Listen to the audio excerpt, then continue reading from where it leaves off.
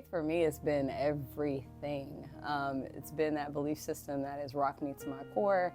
It has been the thing that sustained me when I haven't been able to believe in myself. When I thought I wasn't hearing God, it was the faith that kept me in the space to hold out to ensure that I would hear. It was that desire to be one with Christ. Faith is so many different things, but it depends on how you define that. Oh, child. Why did I decide, or why did God lead me here? Because I'm on purpose. I think that everybody listening to this that identifies with the Christian faith should really understand the Bible verse that talks about when God opens doors that no man can shut and shuts doors that no man can open. So again, God won't bring you to it if he can't bring you through it. And when I came here originally, I actually came here in 2012. I came here fully led by the Holy Spirit because my plans didn't work out. So in 2012, I graduated undergrad from Middle Tennessee State University. I was sitting at my internship at the Office of Health Promotions at Middle Tennessee State University. And I was just calling to check the status of my grad school application. I called over to the HHP office, which is Health and Human Performance. I knew who the secretary was. Her name was Charlene Ray. I said, Charlene, this is Courtney Sham, just checking the status of my application. And she was like, Courtney, I don't know what to tell you, but we don't have your application. And I remember, over my life, I've come up with, or I shouldn't say I've come up with, the Holy Spirit has given me certain sayings that will help me stay grounded. And one of them is like, doubt and deceit I won't eat. And so I remember sitting there as tears, obviously, because you have your flesh that wants to rise up. Read Galatians 5 if you don't know what your flesh is. Understand what the flesh is versus what the enemy is actually doing, because a lot of people think that, enemy's doing everything, but it's just the fallen nature. So I felt myself start to worry. I felt myself start to get full of anxiety and trying to figure out, instantly starting to problem solve. And I remember what one of my professors told me, and she was like, you know what, don't ever let them see you break. If you feel like you're gonna, cry or have a situation happen at your internship, ask to remove yourself. And so I remember going to my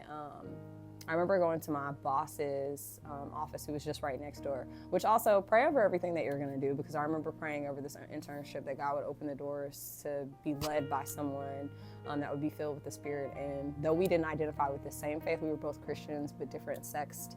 And she was an amazing woman of God, but she forwarded me this listserv, and on the listserv, it was a job opportunity to come here for a 1-year internship.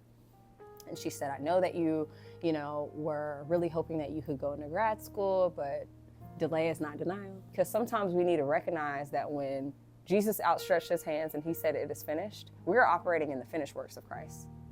So there is no longer anything that we have to tarry other than being in a position to actually hear him.